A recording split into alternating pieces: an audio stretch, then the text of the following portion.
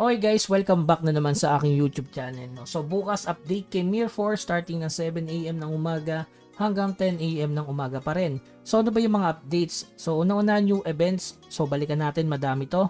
Pangalawa, Legendary Party Leader Spirit, Celestial Guardian Eldra. Special Summon has begun. So ito yung tsura ng mga bossing yan. Medyo maangas siya, no? Iba yung design. Pagkakadesign niya. Hindi naman siya kamukha ni... Ay wala. Para siyang Pokemon mga bossing. So yung pangatlo, extra season crafting extension. Wala akong idea regarding dito. Pero ito ata yung may event na pag gumasas ka, may additional extra ata. No?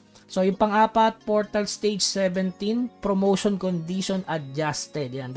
The promotion condition, complete Fantasia Labyrinth 4F common mission 11 times has been reduced to 10 times na lang. Wow. Binabahan ng isang ano lang, no? Ganon, isang piraso lang o isang level. So tingnan na lang natin yan bukas. So yung panglima, bug fixes and gameplay improvement. So regarding dito, bukas pa natin malalaman kung ano yung info regarding dyan. So simulan na natin yung new events. Siyempre unang-una ito 14 days, parang 14 days check-in eh. May part 1 and part 2 lang. So unang week, ayan, hanggang April 28 tapos April 22 to May 5. Baka malito kayo guys. So dito sa second week may Epic Dragon Steel, no? So kailangan ko to para makapag-craft ng artifacts. Yan, may Epic Ice Crystal, Legendary Ice Crystal, Epic Eternal Snow Panax. So good thing naman to kasi may summon 50 pieces. So maganda to. May tag 100 summon. So possible na makakuha tayo Legendary dyan ng Chamba.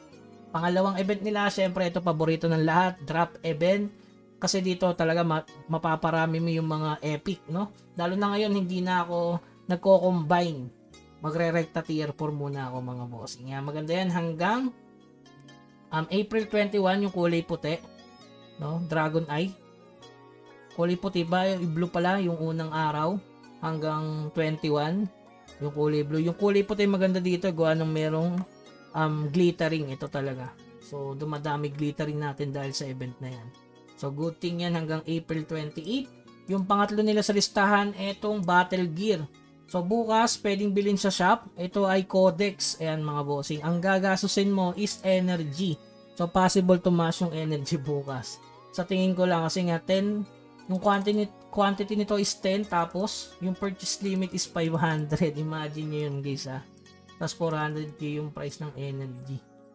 Sobrang hirap ba niyan? Ay sa bagay, plus 6 oh. Plus 5, plus 6, plus 7, plus 8.